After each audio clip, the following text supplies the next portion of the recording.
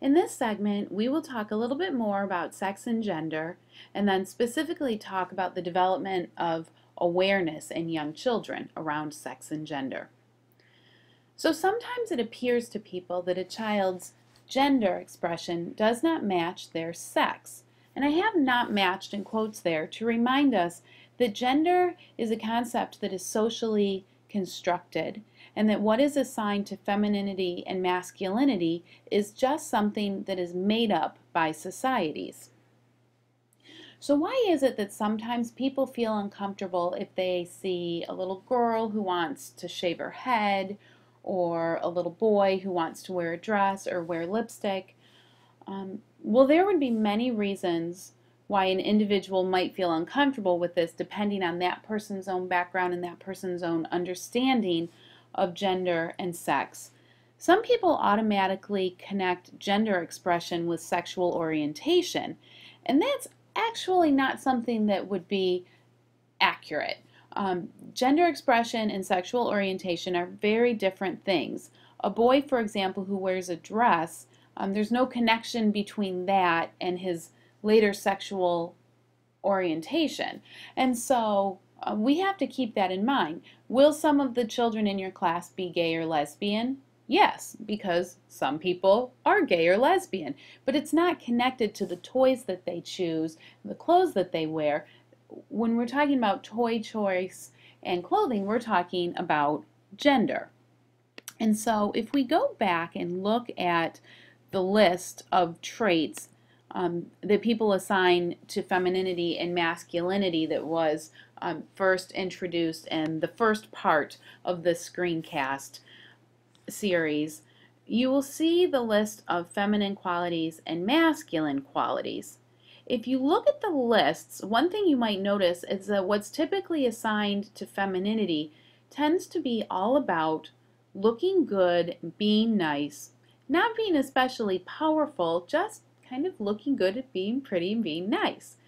While what's assigned to masculinity tends to be about getting things done, being tough, being a leader, being powerful, being good at stuff.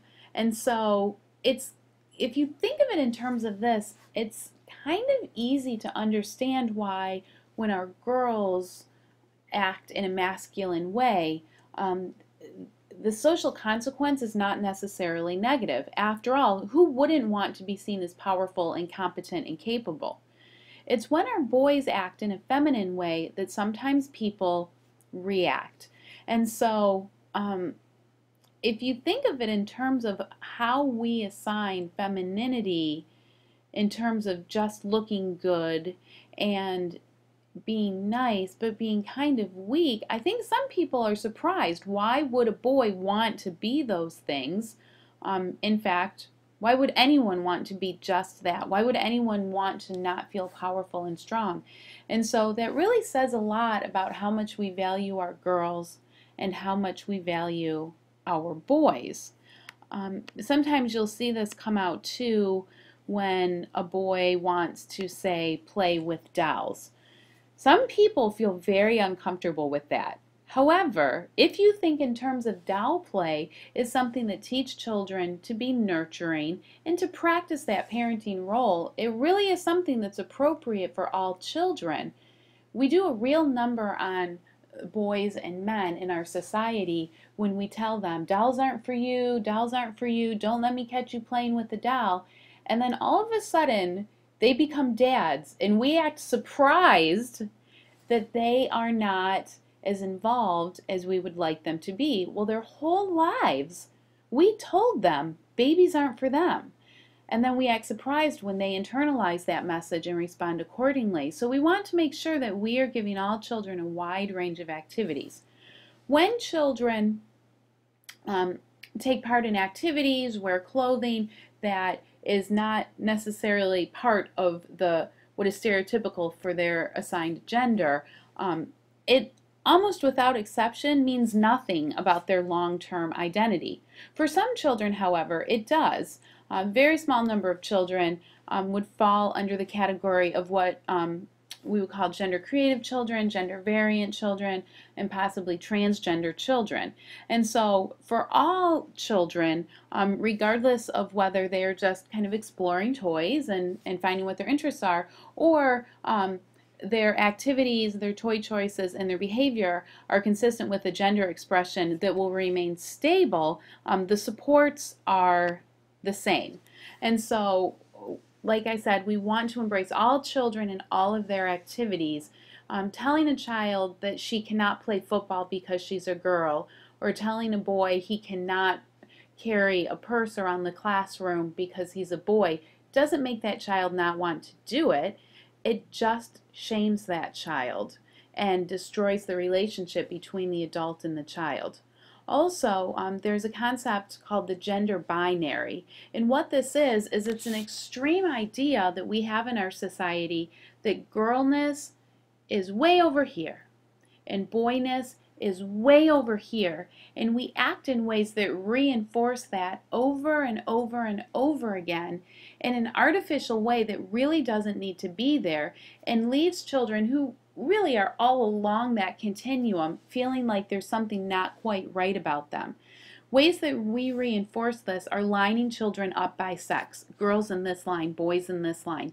We would never line our children up by any other identity. For example, we would never line our children up by race or religion, and yet we do it by sex. Also, referring to children as boys and girls just kind of reiterates that idea that there is something so different about boyness and girlness. Instead, we can just say children. And so we want to actively challenge unhealthy messages that our children are exposed to. And it will happen frequently if you start listening for it. There are negative messages that children are exposed to every day about women and men. About women, that they're not quite as smart, that they're bad drivers, that they're weak, that their value lies only in their thinness and their attractiveness. And for men, if a man has a full range of human emotions and cries or shows vulnerability, sometimes people have negative things to say about that. When children are exposed to those messages, they internalize it, and it's harmful for them and it's harmful for our society as a whole. So whenever those messages are out there, make sure you're doing what you can to challenge them. So let's now move on to what children understand at different ages about sex and gender. 2-year-olds are very curious. They're curious about anatomy. If they see a younger sibling getting a diaper changed, for example, they're just learning the names of all of their different body parts, and they notice differences. If they see genitals, they can tell there's a difference there. And so, but they're confused. They don't understand exactly what it means. And so they're at this age just starting to learn that sex is not based on things like hair length or clothing, that it's something different, that it's something biological. Gender expression, remember, is what we're talking about when we talk about hair length, clothing, activity choices, that stuff. And even as young as 2, children are learning the attitudes about the dominant culture. So we want to make sure that we're always giving children healthy messages. By preschool, we already see that children have definite ideas about how boys and girls are supposed to be. They sometimes police each other when they see what they think is a child stepping outside of socially appropriate behavior. And again, this is an opportunity to step in and to remind children that all children should be able to take part in all activities and be respected.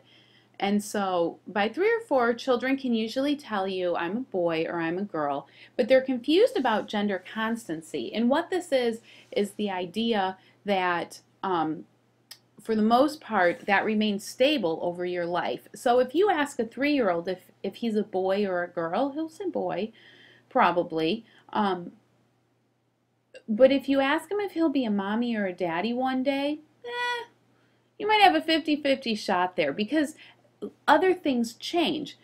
They get a suntan. They did have longer hair, then they cut it and it's short. They don't have a penis today, but they might have a penis tomorrow. To a young child, that all makes sense. Things can change. Things are very flexible. And so that's something that's kind of interesting to think about when you're talking with young children about this. By fives, and certainly by 6 or 7, gender constancy is firmly established. And they've learned to kind of be embarrassed about anatomy. You'll see this in jokes about farts and butts. Nothing is funnier than a fart or a butt to a 5-year-old. And that's appropriate, that's fine. Also, you might see some secret genital play. You might see children exploring themselves or being curious about other children. It is important to know where the appropriate line is to be drawn. Of course, we want all children to feel safe. We want children to know that they are the boss of their own body and they never have to take part in this. And of course, in our schools, we would not allow this type of thing. But be gentle if you come across it, and remember that it, in most cases, is normal. They're curious about how babies are born, and so as a teacher, of course, you would refer this back to the parent. And so, you know, in a respectful way, if a child asks, you can just say, "Oh, that's a really interesting question. You're right. You know, Sasha's mom did have a baby growing in her womb, and we saw that her belly was pretty big, and so." I hear that you're curious about how that baby came out, and usually families like to talk about that, and so I'm going to let your mom know that you're curious about that so she can talk to you about that. And so around 5, we see children also defining their identity by acting out the prevailing gender stereotypes. They have definitely internalized messages about what it means to be a boy or a girl in their given society, and they kind of act out that role. And so again, it's important at this time to give children permission to be who they are and to take part in whatever activities interest them, and to support them and let them know that, that they are celebrated, they're respected, and that they are valued.